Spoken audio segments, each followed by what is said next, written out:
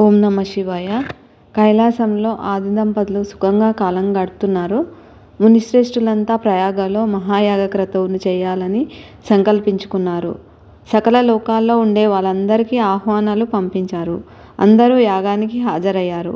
బ్రహ్మాండమైన ఆ యాగానికి తన శిష్యులను కూడా వెంటబెట్టుకొచ్చాడు దక్ష ప్రజాపతి.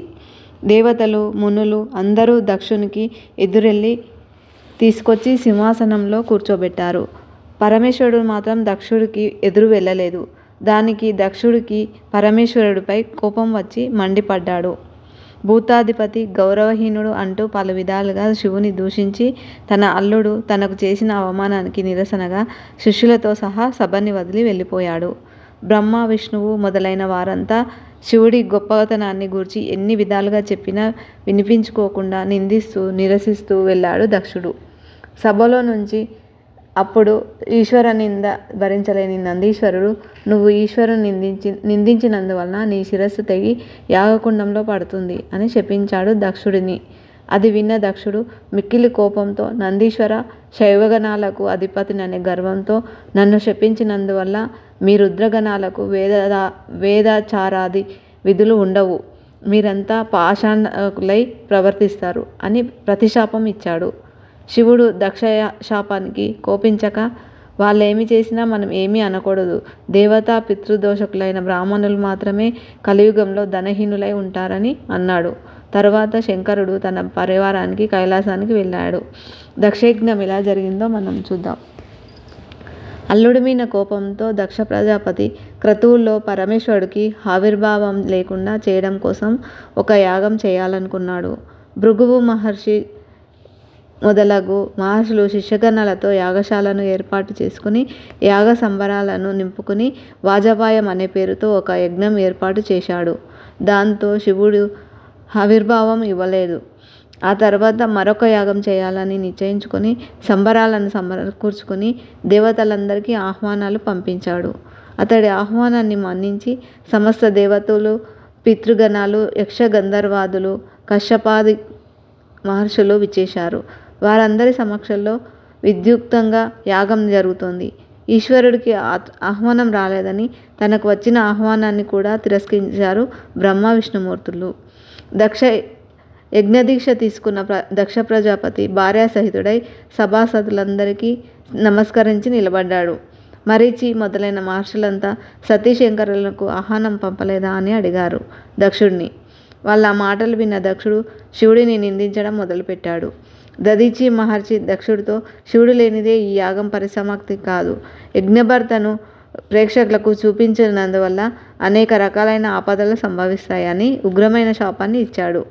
మరీచి గౌతమాది మహర్షులను వెంటబెట్టుకుని సభను వదిలి వెళ్ళిపోయాడు. దధీచి మహర్షి వెళ్ళిపోతున్న మహర్షులందరినీ దక్షుడు పాషండులని నిందించాడు.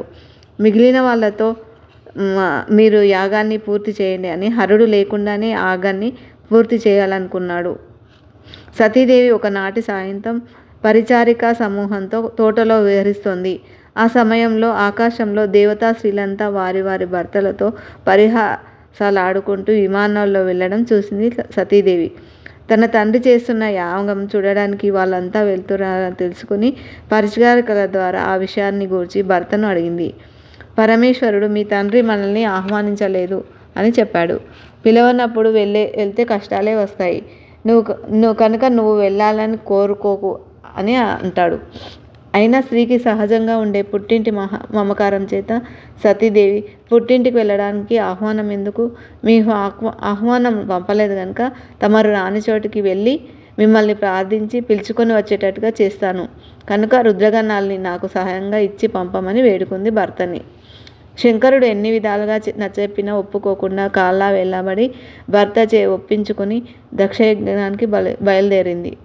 రుద్రగణాలను వెంటబెట్టుకున్న నందీశ్వరుడు సతీదేవిని దక్షయజ్ఞానికి తీసుకెళ్లాడు.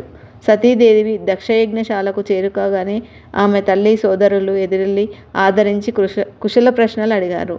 ముసలితనం చేత తెలియక నీ తండ్రి పరమశివుడిని దూషిస్తున్నాడన్నారు. వాళ్ళు మాట్లాడుతుంటే వింటూ వస్తోంది సతీదేవి. ఆమె రాకను చూసిన దక్షుడు మిక్కిలి ఉక్రుడై, నీ భర్త శ్మశానవాసి, చర్మాంబరధారి, గౌరవహీనుడు అని అనేక విధాలుగా నిందించి నువ్వు ఇక్కడి నుండి వెళ్ళిపోమని అరిచాడు. తన భర్తను దూషించి తనను నిరాదరించినందుకు కోపంతో ఉగ్రురాలైంది సతీదేవి. రుద్రుడికి యజ్ఞభాగం ఇచ్చి యజ్ఞాన్ని పూర్తి చేయకపోతే కర్మభ్రష్టత వలన నీ యాగం చెడిపోతుంది, నువ్వు సంతుడి అయిపోతావు అని అన్నది. మహామునులంతా ఆమె చెప్పినట్లు చేయమన్నారు దక్షుడిని. అయినా దక్షుడు వాళ్ళ మాటలను లెక్క చేయలేదు. పైగా మరింతగా శివుడిని నిందిస్తూ కుమార్తెను వెళ్ళిపోమన్నాడు. దక్షుడు కోపాన్ని భయపడి అక్కడున్న వాళ్ళెవరూ మాట్లాడలేదు. సతీదేవి భర్త చెప్పిన మాట విననందువలన తిరిగి భర్త దగ్గరికి అవమానంతో వెళ్ళడం ఇష్టం లేక కోపావేశంలో వచ్చే జన్మలో కూడా హిమవంతుడికి పుత్రికనై పార్వతిగా జన్మిస్తాను, అప్పుడు కూడా నాకు శివుడే భర్తగా రావాలి అని సంకల్పించుకొని యాగాగ్నిని ప్రజ్వలించజేసి దక్షుడి కుమార్తెగా ఉన్న ఈ శరీరాన్ని వదిలిపెట్టింది. తర్వాత హిమవంతుడికి కుమార్తెగా పుట్టి హైమవతి అయింది. పర్వతరాజ కుమార్తె అయినందువల్ల పార్వతి అని పేరు వచ్చింది. సతీదేవి యాగాగ్నిలో శరీరాన్ని విడిచిపెట్టిన వెంటనే రుద్రగణాలన్నీ హాహాకారాలు చేస్తూ యజ్ఞవాటికలోకి ప్రవేశించి యజ్ఞాన్ని చెల్లాచెదురు చేయాలని చూశారు. కానీ భృగువు దక్షిణాగ్నిలో వేసిన హోమం కారణంగా భయంతో పారిపోయాయి. ఆకాశవాణి దక్షుడితో, దక్ష, నువ్వు గర్వంతో ఈశ్వరుని నిందించి దూషించావు, దానికి తగిన ప్రతిఫలాన్ని తొందరలో పొందుతావు అన్నది. అది విన్న సభాసదులంతా ఆశ్చర్యపోయారు. కొందరు మునులు, నారదాది ఋషులు శంకరుని వద్దకు వెళ్ళి జరిగిందంతా వివరంగా చెప్పారు. నారదుడు చెప్పిన మాటలు విన్న శంకరుడు దుఃఖ సముద్రంలో మునిగిన వాడై సతీదేవిని గూర్చి అనేక విధాలుగా ఆలోచిస్తూ విచారిస్తూ కోపంతో బ్రహ్మాండమైన బద్దలయ్యేటట్లు భయంకరంగా హూంకరిస్తూ తన జటాజూటంలోంచి ఒక జటని ఊడలాగి కైలాస పర్వతంలో నేలకేసి కొట్టాడు. ఆ జటలో నుంచి ప్రళయకాలంలో సంభవించే ఘనరుద్ర దేవతాకారంలో కోటి సూర్యుల ప్రభా విలాసంతో వికార స్వరూపంతో ఆయుధాలతో కూడిన 1000 చేతులతో పొడవైన దంతాలతో వీరభద్ర అవతారం ఉద్భవించింది. అతనితో పాటే అతని శక్తి భద్రకాళి కూడా ఆవిర్భవించింది. వాళ్ళిద్దరూ పరమేశ్వరునికి నమస్కరించి కర్తవ్యాన్ని ఉపదేశించమని అడిగారు. వీరభద్రుడితో ఈశ్వరుడు, కుమార, గణములను వెంటబెట్టుకుని భద్రకాళితో కలిసి దక్ష ప్రజాపతి యజ్ఞవాటికలకు వెళ్ళి ఆ యాగాన్ని ధ్వంసం చేసి యాగాన్ని చూస్తున్న వాళ్ళను కూడా అనేక విధాలుగా శిక్షించు, నిన్ను అడ్డగించేవారు ఎవరు ఉండరా అని ఆదేశించి పంపించాడు. మళ్ళీ సతీ వియోగంతో దుఃఖిస్తున్నాడు. 1000 సింహాలను పూల్చిన రథాన్ని ఎక్కి చతురంగ బల సైన్యంతో 30 కోట్ల రుద్రగణాలతో వాళ్ళు వెళ్ళారు.